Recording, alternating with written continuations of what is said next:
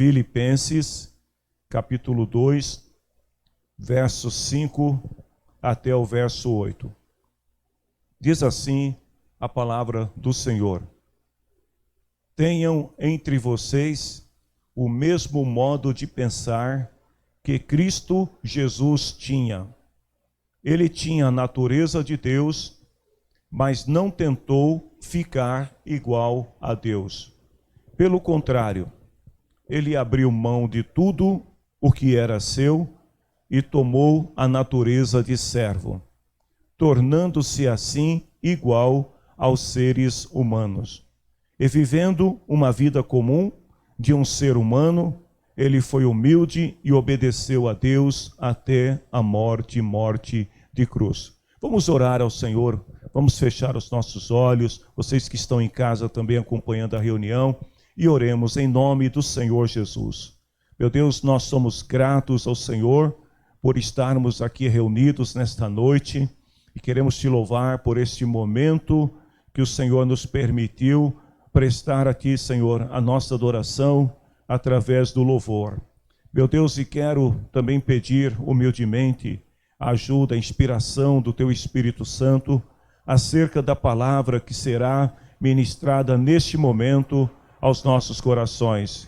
Que o Senhor venha sobre nós com graça, com poder, com autoridade, e que nós possamos ser instruídos, meu Deus, pela Tua palavra, e que nós possamos, Senhor, também nesta reunião, quando ela terminar, saímos daqui todos edificados, Senhor, espiritualmente, para a glória do Teu nome. Em nome de Jesus, amém. Podemos assentar, queridos irmãos. Meus amados, hoje nós estamos realizando, o culto com a família, até com a ausência de alguns irmãos. Este é um culto que precede a semana de Natal, que é aquela semana onde nos próximos dias as famílias vão se reunir para festejar a comunhão familiar. Alguns vão respeitar as normas de segurança e se reunirão virtualmente, mas outros provavelmente vão estar juntos nas festas familiares, onde é muito comum nesta semana de Natal as pessoas fazerem declarações e juras de amor, perdoar uns aos outros. A pessoa passa o ano inteiro fazendo coisas que não devia, mas quando chega na semana do Natal, então ela é absolvida. A família, os parentes, os amigos perdoam. É um momento também onde as pessoas irão se alegrar. E muitas destas pessoas estarão reunidas, tanto cristãos como não cristãos, comemorando, celebrando o nascimento de Jesus. É claro que não há nenhuma comprovação histórica que confirme o nascimento de Jesus do dia 25 de dezembro. De todas as datas prováveis, o 25 de dezembro é a menos provável. Mas é o dia escolhido no calendário onde as pessoas celebram e se alegram com o nascimento do Salvador do mundo. Então, pensando nesse clima natalício de festa familiar, de comunhão, eu quero hoje trazer para vocês uma palavra e falar um pouco sobre Jesus. Eu estava ontem à noite orando ao Senhor e buscando em Deus um direcionamento sobre qual palavra eu poderia ministrar para vocês hoje acerca da pessoa e do ministério de Jesus. Então me veio ao coração falar um pouco sobre alguns ensinamentos, algumas lições que Jesus passou para os seus discípulos, para os seus seguidores, durante o seu ministério terreno. E muitas dessas lições que Jesus ensinou, se nós conseguirmos aplicá-la às nossas vidas, nós vamos ter uma vida mais equilibrada e vamos ter uma vida mais centrada em Deus. É claro que é humanamente impossível falar sobre toda a obra de Jesus, falar sobre todos os ensinamentos de Jesus numa breve pregação. O escritor do Evangelho de João, lá no capítulo 21, versículo 25, ele fala assim que as coisas que Jesus fez foram tão grandes e tão maravilhosas que ele diz assim que se todas elas fossem escritas, uma por uma, acho que nem no mundo inteiro caberiam os livros que seriam escritos. Porque Jesus Cristo, ele continua vivo no coração de cada um de nós. A sua história terrena se finda com o seu sacrifício, com a sua morte, ressurreição e ascensão ao céu. Mas a pessoa de Jesus, o nome de Jesus, continua realizando milagres, operando coisas maravilhosas na vida das pessoas até o dia de hoje. Voltando um pouco aos dias de Jesus, o povo judeu, eles davam muito valor ao aprendizado. Então, naquela época em que Jesus viveu aqui na terra, haviam muitas sinagogas espalhadas pelas comunidades. As sinagogas eram pequenas igrejas como no dia de hoje, onde as pessoas se reuniam por dois propósitos. Um para orar ao Senhor e outro para aprenderem as Escrituras Sagradas. E nas sinagogas tinham lá a pessoa dos rabinos. Os rabinos eram os mestres, doutores da lei, que ensinavam as pessoas acerca das Escrituras. Jesus é o mestre por excelência. Ele é o rabino dos rabinos. Jesus, ao contrário dos rabinos clássicos, dos mestres clássicos da história judaica, Jesus, ele não apenas ensina na sinagoga, mas Jesus, ele vai ao encontro das pessoas. Ele sai com seus discípulos visitando aldeias, visitando cidades e levando a mensagem do reino. Então, o que nós percebemos na história de Jesus é que a forma como ele ensinava, como ele compartilhava a palavra do Senhor, os métodos que Jesus usava, as abordagens que ele fazia a pessoas ou a grupos, impressionavam as pessoas naquela época. Jesus, ele se adequava a cada contexto em que ele se encontrava para anunciar o evangelho do reino. Um certo escritor disse numa ocasião que ele se fez como criança para aprender e como mestre para ensinar. Jesus, o mestre por excelência. E a vida de Jesus, ela se identificava com os seus ensinamentos. Diferente dos outros mestres que pregavam naquela época na sinagoga e que muitas vezes ensinavam coisas às pessoas que nem mesmo eles eram capazes de praticar, a vida de Jesus, ela fala por si só. Porque aquilo que Jesus ensinava, ele também vivia. Então as pessoas eram duplamente impactadas com a presença de Jesus, por suas palavras e também pelo seu estilo de vida que ele levava. Que nós possamos hoje aprender um pouco então com esse mestre por excelência. Eu quero passar para vocês algumas lições que Jesus ensinou durante o seu ministério. E eu acredito que se todos nós não as praticamos ainda, deveríamos começar a fazer. Porque se nós seguirmos o exemplo do nosso mestre, nós estamos numa semana de reflexão, numa semana onde as pessoas param para pensar um pouco sobre como foi o seu ano de 2020, para prospectar o futuro, como será o futuro. Então, que tal nós olharmos um pouco para a vida do aniversariante chamado Jesus, para as coisas que ele fazia e tentarmos seguir o seu exemplo de vida. Primeira coisa, Jesus, ele ensinou que nós devemos viver em simplicidade. Porque na simplicidade não existe espaço, sabe, para astúcia, para mentira, para hipocrisia, para o engano, para as coisas falsas. Na simplicidade, nós aprendemos que, embora todas as coisas possam ser úteis, existem aquelas com as quais a gente deve se preocupar, com as quais a gente deve valorizar e deixar de lado, muitas vezes, aquilo que é fútil. A humanidade, queridos irmãos, muitas vezes gastam tempos e mais tempos nas coisas que são fúteis, nas coisas que não acrescentam valores, que não trazem nenhum benefício.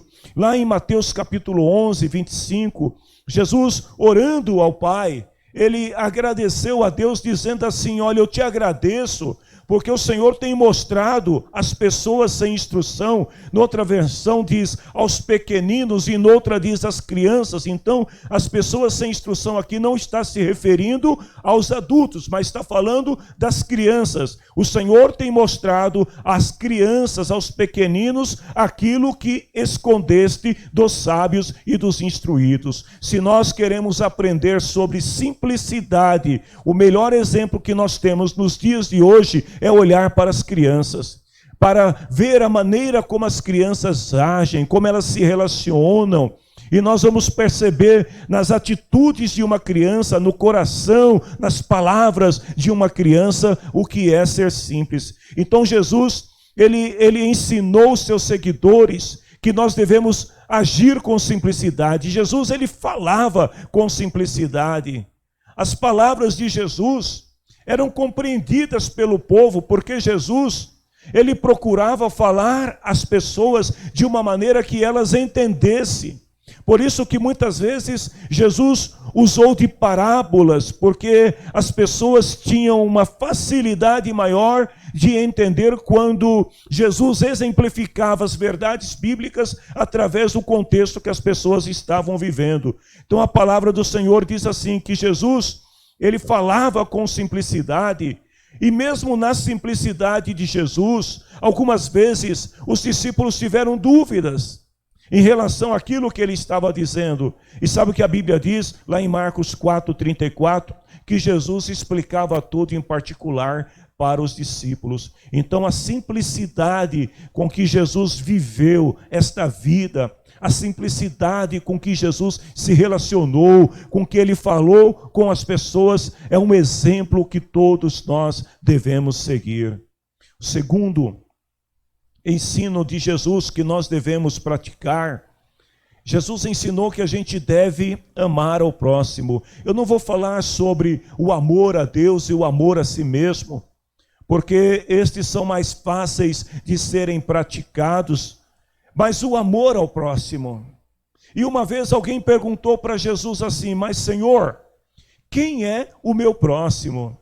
Então Jesus conta a história do samaritano, e ali uma grande lição que nós aprendemos nesta passagem é que o teu próximo pode ser qualquer pessoa necessitada que você encontrar no caminho. O teu próximo não é o teu filho, não é o teu amigo, não é o teu conhecido, não é uma pessoa com quem você vive no dia a dia. Mas o teu próximo pode ser alguém, a exemplo do bom samaritano, que estava descendo para a cidade e de repente encontra-se com alguém que estava caído e necessitado. E o bom samaritano, ele tinha em mãos posse, ele tinha condições para poder ajudar aquele homem. Então ele não perde o tempo ali, né? Ele não ignora a condição, a situação daquele homem. Queridos, vejam bem, o amor ao próximo, ele faz a diferença, porque quem o aceita, quem o recebe e quem o pratica, alcança a vida. Em Lucas 10:27, Jesus falou assim: ame o Senhor seu Deus com todo o coração, com toda a alma, com todas as forças, com toda a mente, e ame ao seu próximo como a você mesmo.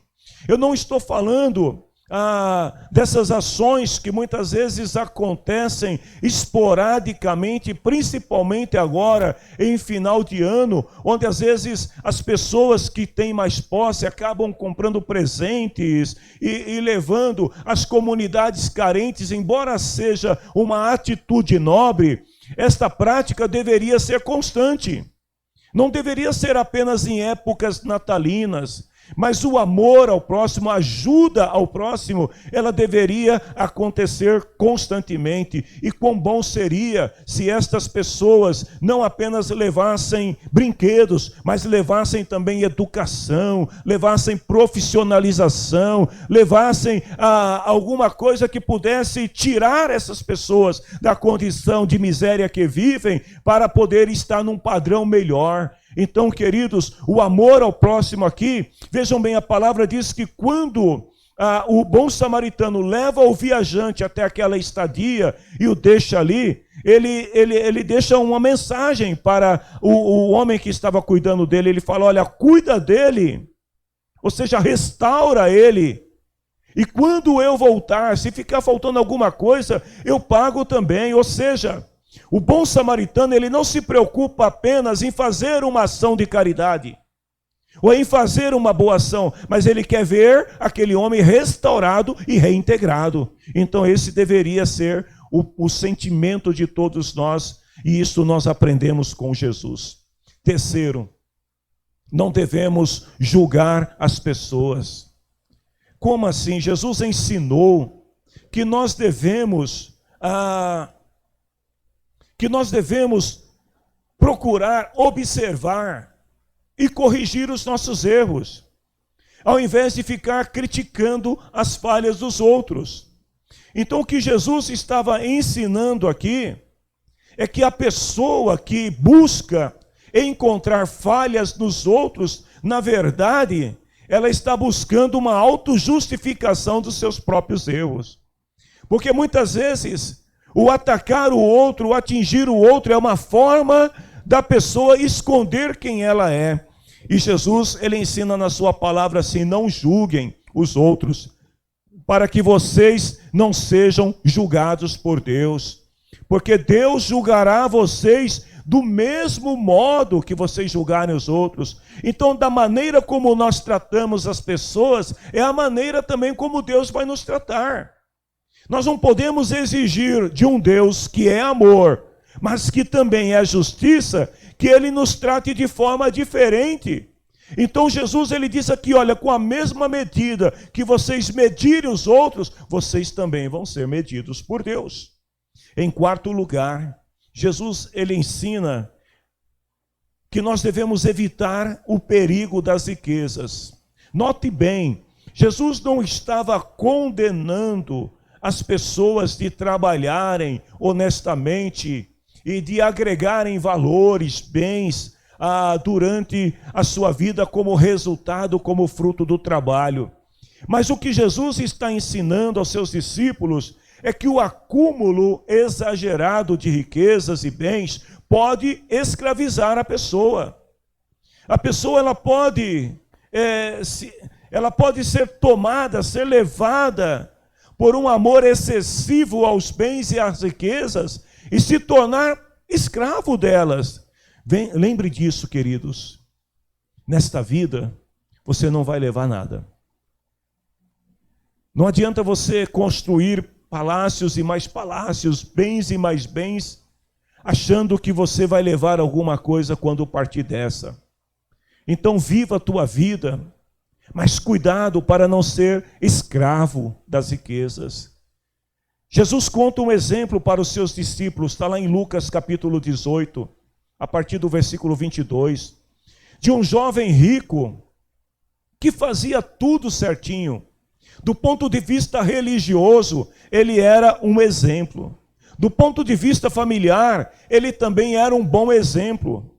Mas olha o que diz aqui, que depois de Jesus ouvir aquele jovem declarar que ele cumpria a lei, que ele fazia tudo certinho, Jesus falou para ele: ainda está faltando uma coisa para você. E aí eu fico imaginando o que se passou na mente daquele jovem, quando Jesus fala para ele assim: olha, ainda falta alguma coisa. Talvez ele tenha pensado: Senhor, será que eu esqueci algum mandamento, alguma lei, algum princípio, alguma instrução dos profetas? Mas antes que ele diga qualquer palavra, Jesus continua e fala assim: venda tudo o que você tem e dá o dinheiro aos pobres, e depois você terá riquezas no céu. Aí você pode vir e me seguir. Vocês querem saber o final da história? Aquele rapaz se retirou triste da presença de Jesus, porque ele possuía muitas propriedades. E quando Jesus disse para ele, vende e dá aos pobres, irmãos, eu penso que na verdade, Jesus nem estava interessado que ele vendesse e desse aos pobres. Mas Jesus queria revelar para ele o que estava no coração dele. Ele tinha se tornado escravo das riquezas e dos bens e ele não percebeu. Então quando Jesus fala para ele assim, você precisa abrir mão, você precisa dar tudo o que você tem para os pobres, na mesma hora, ele sai triste da presença de Jesus, porque ele deve ter pensado, poxa, eu trabalhei tanto para construir isto, eu trabalhei tanto para ter aquilo outro, e agora eu vou abrir mão de tudo isso para ajudar outros. E aí Jesus vira para os discípulos e diz para eles assim, como é difícil os ricos entrarem no reino de Deus. Como é difícil para alguém que se tornou escravo das riquezas entrar no reino de Deus. A pessoa faz tudo certinho, desde que ela não tenha que abrir mão daquilo que ela possui em benefício de outro. Outra lição que nós aprendemos com Jesus, nós devemos ser justos na forma de agir, na forma como lidamos com as questões do dia a dia. Nós estamos num mundo de desigualdade. Nós vivemos num mundo de injustiça. Nós estamos em um mundo onde em todos os setores da sociedade o que se vê é injustiça. Mas o cristão tem que ser diferente. O seguidor de Jesus, ele deve dar exemplo de justiça, ser justo nos negócios, ser justo nas relações, ser justo no trabalho. Olha o que a palavra do Senhor diz, justa tem relação a como nós lidamos com as pessoas. Em João 7:27, aliás, João 7:24, ele fala assim, parem de julgar as pessoas pela aparência. Vocês querem julgar as pessoas, então julguem com justiça. Julguem as pessoas pelo que elas são e não pelo que elas aparentam.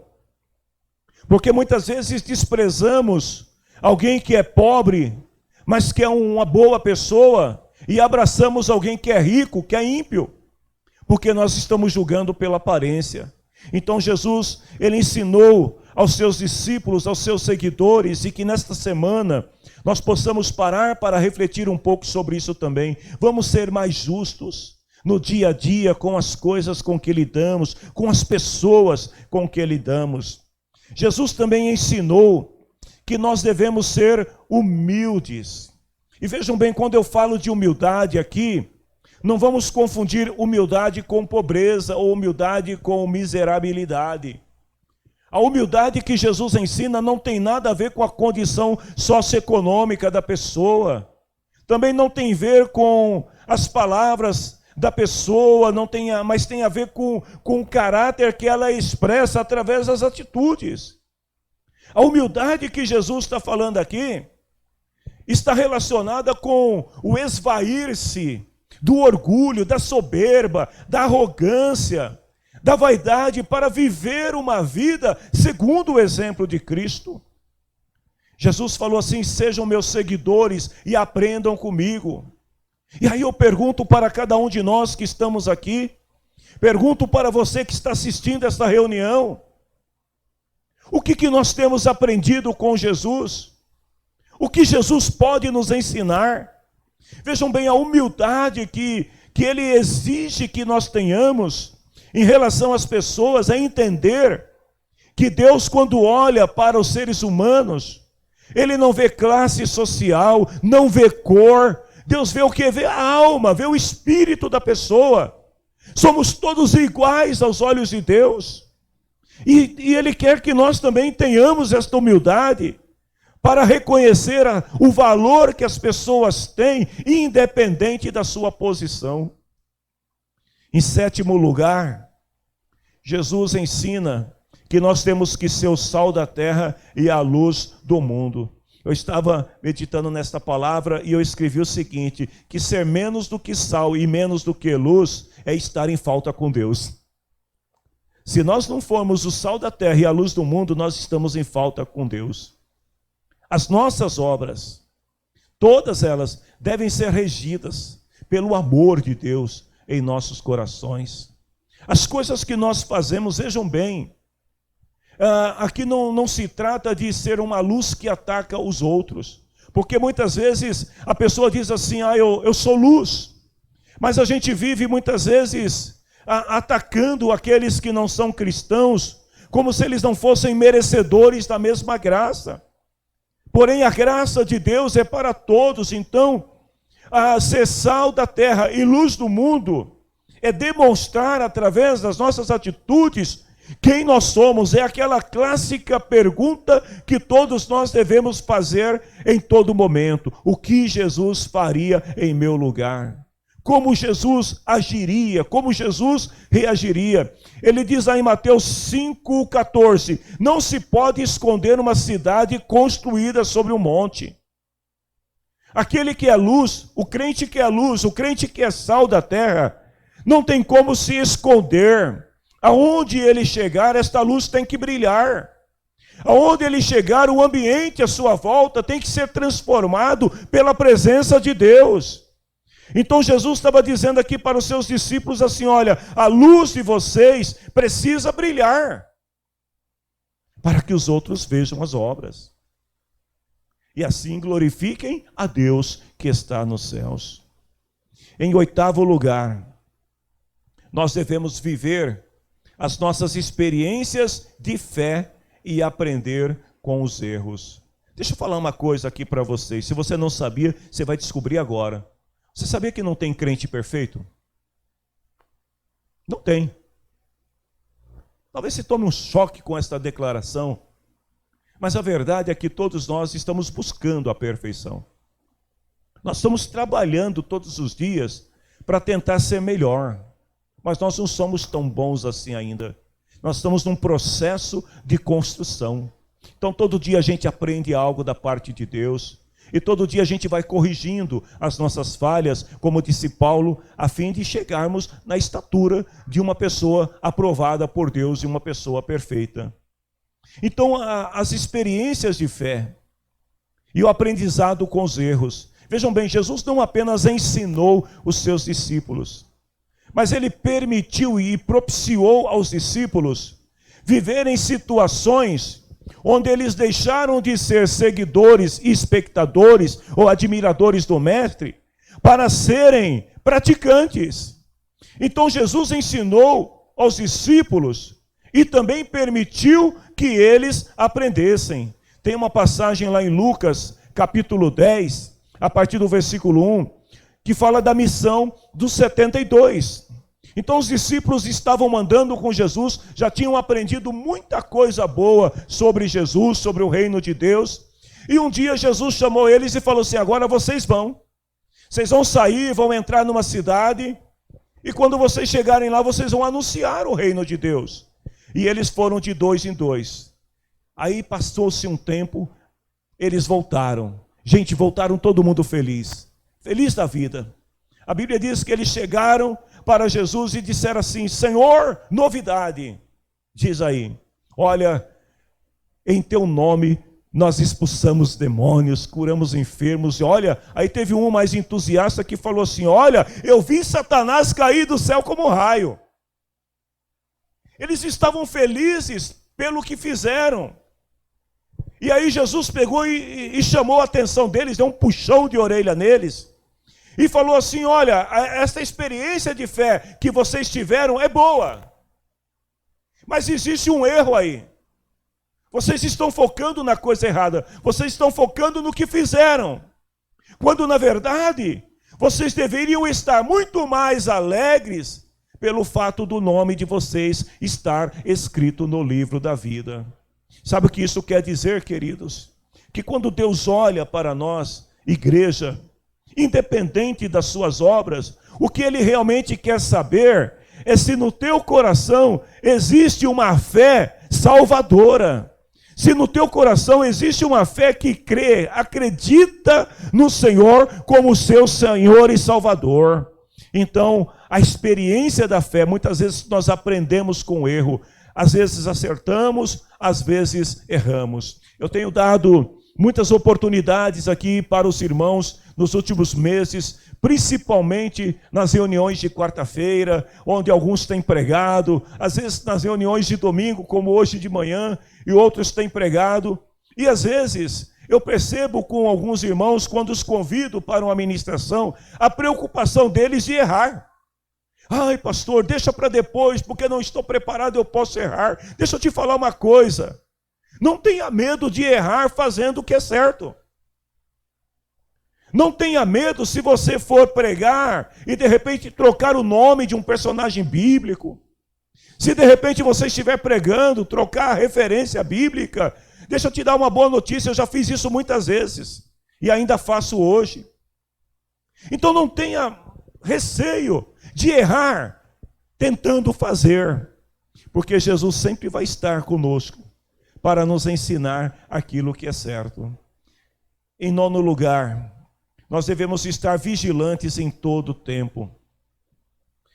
Queridos, mesmo em tempos de paz, se está tudo bem na tua casa, está tudo bem com você, está tudo bem no trabalho, está tudo bem na igreja, você é uma pessoa que não tem problemas, então eu quero te dar um alerta nesta noite. Vigia. Fique atento, mesmo em tempos de paz. Nós devemos manter a atenção, porque o nosso adversário não descansa, e ele não deixa de nos tentar. E é exatamente por isso que Jesus falou que quando todos disserem que há paz, aí vem a destruição. Porque em tempos de paz as pessoas relaxam. Lá em Mateus capítulo 13, 25, os empregados trabalharam incansavelmente durante dias numa plantação, semearam as sementes, e quando chegou o final do dia, eles estavam cansados, então disseram um ao outro: vamos dormir, vamos descansar. E a Bíblia diz que certa noite, quando eles estavam dormindo, o inimigo veio e estragou a horta deles, semeou joio. Então Jesus nos ensina que a gente tem que estar o tempo todo vigilante. Não é só quando a gente está na batalha, ali no campo de batalha. Nós precisamos vigiar o tempo todo. Nosso irmão Pedro falou assim: olha, estejam atentos, porque o diabo, vosso adversário, ele anda ao nosso derredor, procurando quem possa tragar. Não deixe de vigiar. Em 10º lugar, a lei da semeadura e colheita vale para todos. Não é só para quem não serve a Deus. A lei da semeadura é para todos. E eu vou te dar só um exemplo. Perdão. Você sabia que o ato de perdoar o outro está condicionado ao ato de sermos perdoados por Deus? Vejam bem, assim como todas as outras coisas, aquilo que nós praticamos provoca uma reação positiva ou negativa, tanto no mundo físico quanto espiritual.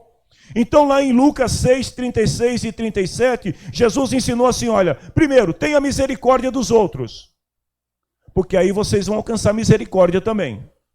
Segundo, não julgue os outros, e aí vocês não serão julgados. Terceiro, não condene os outros, e então vocês não serão condenados.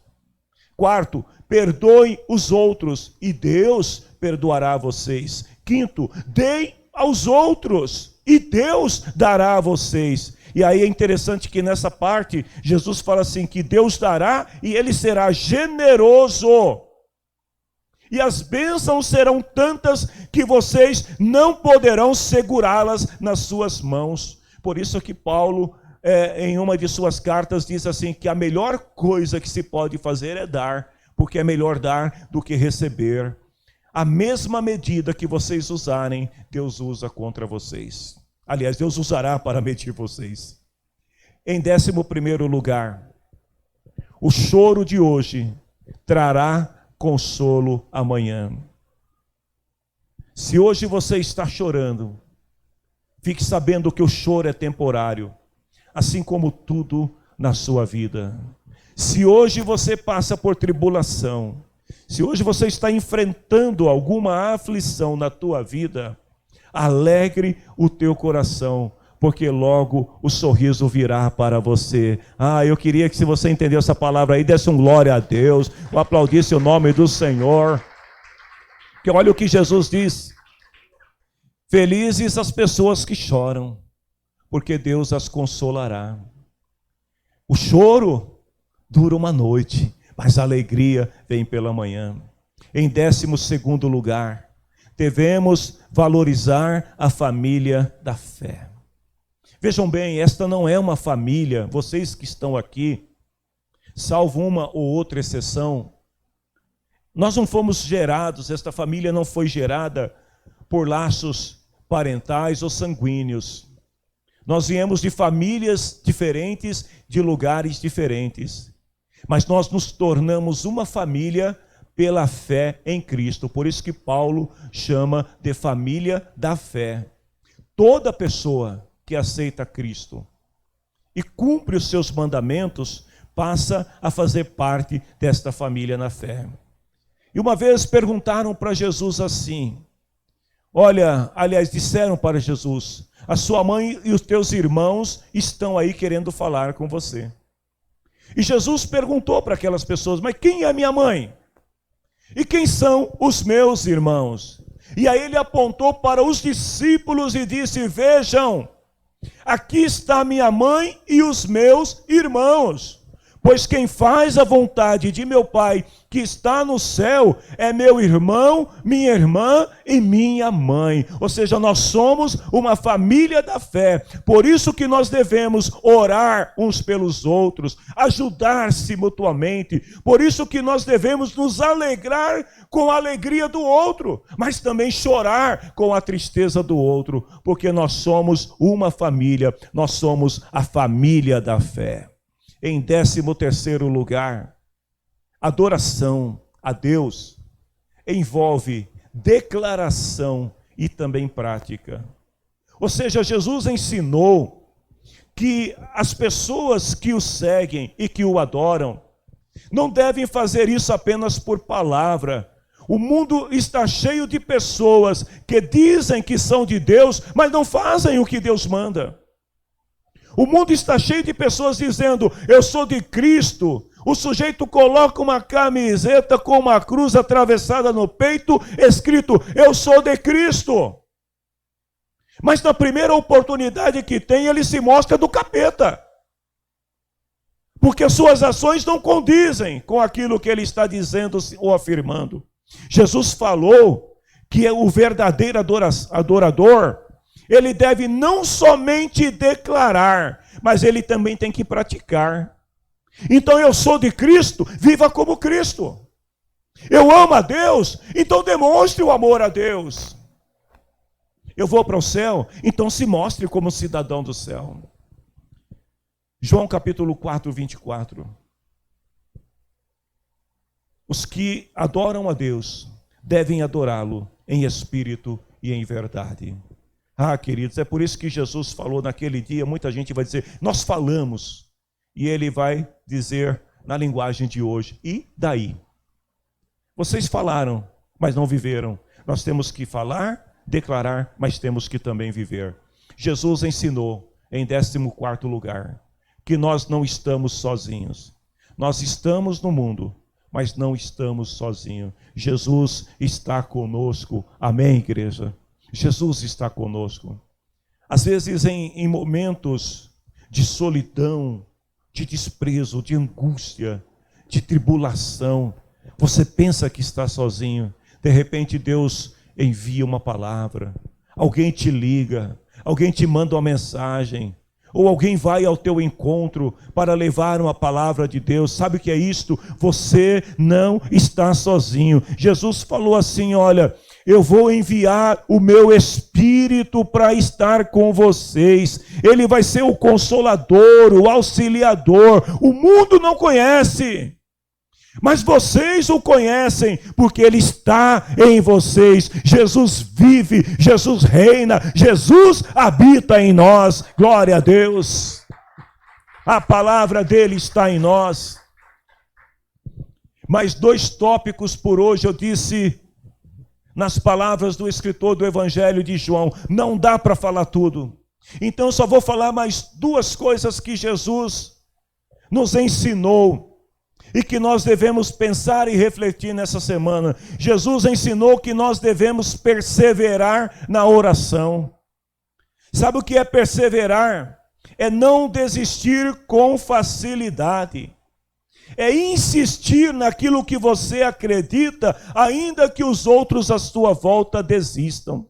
A perseverança é ensinada lá em Lucas capítulo 18, versículo 1 e 2. Uma mulher viúva que estava com uma causa pendente na justiça e desejava muito que um juiz que não temia a Deus e nem os homens julgasse a sua causa. Então ela vai falar com esse juiz, mas ele a ignora, ele não atende, só que a mulher não desiste. E Jesus disse que todos os dias pela manhã ela ia à porta da casa daquele juiz e ficava gritando e dizendo: Senhor, me ajuda, Senhor, faz justiça, julga a minha causa. E aí um determinado dia aquele juiz falou assim: embora eu não tema a Deus e os homens, mas eu vou julgar a causa dessa mulher para ver se ela para de me importunar. A perseverança é isto, é você acreditar em algo e você não desistir jamais. Ainda que as evidências sejam contrárias, persevere. Jesus disse assim, que por causa da perseverança desta mulher, ela alcançou aquilo que deseja. O que é que você tem buscado em Deus? O que é que você deseja em Deus? Para este ano que está entrando, 2021, começa daqui a menos de 15 dias. Que dia é hoje? 21, daqui a 10 dias. E quais são as suas perspectivas em relação ao futuro? Como é que você se vê no futuro? Comece a orar, acredite, vá à luta. E confie no Senhor, porque Deus abrirá as portas, as janelas do céu estarão abertas sobre a tua vida, e a bênção de Deus virá sobre você. Em 16º lugar, agora sim para terminar, Jesus ensinou que nós devemos exercitar a fé. Todo mundo entende bem esta palavra, exercitar, exercício, atividade, movimento. A nossa fé, ela não pode ser uma fé parada. A nossa fé, ela tem que estar em movimento. A nossa fé tem que ser praticada. Não adianta, queridos, apenas dizer eu tenho fé. Nós precisamos colocar esta fé em ação. Tem um hino que diz assim, que se nós colocarmos a nossa fé em ação, vai dar tudo certo. Jesus ensinou que nós devemos exercitar a fé. A fé em Deus rompe barreiras e atrai milagres. Marcos capítulo 9, versículo 21, tem vários exemplos na Bíblia, mas eu vou citar apenas este. De um homem que estava sofrendo com o seu filho. E a Bíblia diz que os discípulos de Jesus foram chamados para curar aquele rapaz que estava sofrendo. E eles nada puderam fazer. Então chamaram Jesus. Quando o negócio aperta, a gente chama Jesus. E a palavra do Senhor diz que Jesus chegou e perguntou para o pai daquele menino: quanto tempo o seu filho está assim? Ou seja, quanto tempo o teu filho está sofrendo? E Jesus, ou melhor, o pai respondeu: ele está assim desde pequeno. Muitas vezes o Espírito joga no fogo, na água para matá-lo. Aí olha o que o pai disse para Jesus: se o Senhor pode, então nos ajude, tenha pena de nós. Aquele homem estava tão desesperado. E uma vez que os representantes de Jesus, que eram os seus discípulos, não puderam curar o menino, eu tenho a impressão que esse homem está com uma fé meio oscilante. Porque ele disse para Jesus assim: se o Senhor pode, E aí Jesus pergunta, se eu posso? Você está perguntando se eu posso fazer? Tudo é possível para aquele que tem fé. Ei, deixa eu te dizer uma coisa. O Deus que nós servimos, Ele pode todas as coisas. A sua palavra diz que para Deus não há nada impossível. Tudo é possível para aquele que tem fé. Então o pai gritou bem alto e falou assim: Senhor, eu tenho fé. Ajude-me a ter mais fé. Ou seja, Senhor, eu preciso que esta fé cresça dentro de mim. Então Jesus pegou o menino pela mão e ajudou o menino a ficar em pé e o devolveu ao pai. Eu te pergunto nesta noite, você tem exercitado a tua fé? Qual é o nível da tua fé? Eu quero convidar vocês para se colocarem em pé neste momento. Eu poderia falar muito mais.